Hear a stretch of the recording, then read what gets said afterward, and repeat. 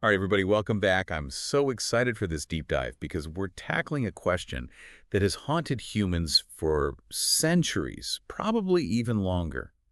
Are we alone in the universe? And if not, what do those alien life forms look like? When we think about aliens, we often picture these little green men with big eyes, maybe flying saucers. But the truth is, alien life could be so much weirder, so much more diverse than anything we can even imagine. Exactly. And that's what I love about this article we're going to deep dive into today. It doesn't just speculate about what aliens might look like. It goes deeper, asking what life is at its most fundamental level. You know, it really challenges us to think outside the box, to rethink our assumptions about biology and evolution.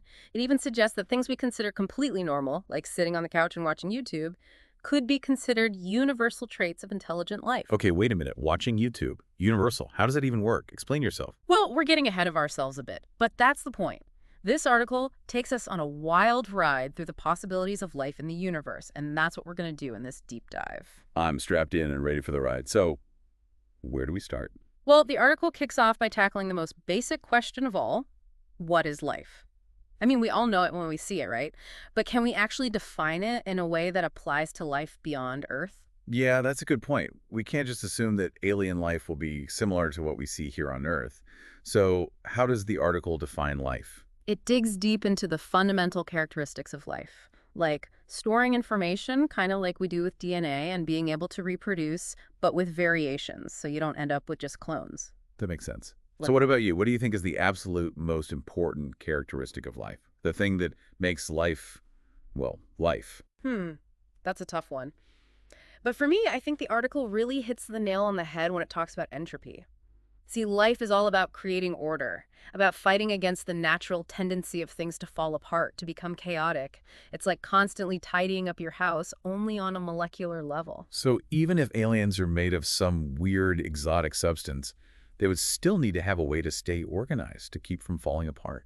I never thought about it like that. Absolutely. Life, no matter where it arises, needs to have mechanisms for maintaining order and complexity. And the article takes this idea even further. It suggests there might be certain universal rules of life, constraints that apply no matter what planet you're on. Okay, I like where this is going. Give me an example. Well, one of the things the article dives into is the importance of long molecular chains for storing information. Basically, it argues that DNA, or something very similar, is probably the most efficient way to store and transmit genetic information, no matter what planet you're on. It's like the universe's preferred blueprint for life. So even if we encounter some bizarre alien creature that looks nothing like us, it's still going to have something like DNA inside it, huh? It's a fascinating thought, isn't it? Of course, there's always room for surprises. The article acknowledges the possibility of alternative biochemistries. Like, imagine silicon-based life instead of carbon-based. Who knows what those life forms might look like? Okay, whoa, silicon-based life. Now that is getting truly alien. So we've talked about these fundamental building blocks of life, the need for organization, the possibility of DNA-like structures. But how do we go from simple cells to complex organisms? Like, how did life go from those single-cell beginnings to the incredible diversity we see on Earth today? That's where multicellularity comes into play. It's this amazing process where individual cells start working together, specializing in different tasks and forming more complex structures. It's like a team, where each player has a unique role, and together they can achieve things that no single player could on their own. So are you saying all complex life, like us humans, are just a bunch of tiny single-celled organisms hanging out together, doing their own little thing? It's kind of mind-blowing when you think about it like that. Exactly. And the article goes into how this cooperation might have evolved, with cells benefiting from sharing resources and dividing labor. Over time, you get greater complexity, specialized organs, and ultimately the potential for things like intelligence and consciousness. That makes sense. It's like starting with a simple recipe and then adding more and more ingredients, experimenting, creating something truly complex and delicious, hopefully.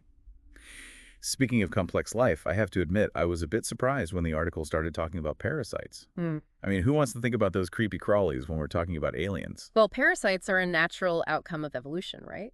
Life is all about competition and survival. Some organisms evolve to take advantage of others for their own benefit. It's not pretty, but it's part of the grand scheme of things. I get it. It's nature being nature. But couldn't evolution have found a better way to keep things in balance? It seems kind of inefficient, to say the least. Efficiency isn't always nature's top priority. But let's not forget, parasites play a crucial role in ecosystems. They help regulate populations, they contribute to biodiversity. They might not be the most glamorous creatures, but they're essential to the web of life. Okay, fair enough. So we've got this whole intricate dance of life happening here on Earth, but what about beyond our planet? The article really blew my mind with the idea that life doesn't even have to start on a planet. Right. It talks about the possibility of life existing in interstellar gas clouds. Can you imagine that? These clouds are vast, incredibly cold, and filled with hydrogen and other elements. The article proposes that life could have evolved to utilize this hydrogen for their cellular processes. Hold on.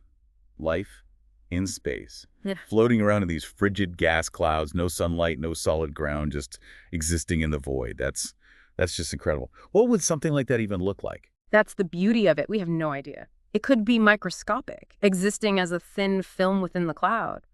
Or maybe, just maybe, they've evolved ways to harness stellar winds to create these vast, interconnected organisms spanning light years. We're really stepping into the realm of science fiction here. Okay, yeah, my mind is officially blown. And this all makes you wonder what other surprises the universe might be hiding.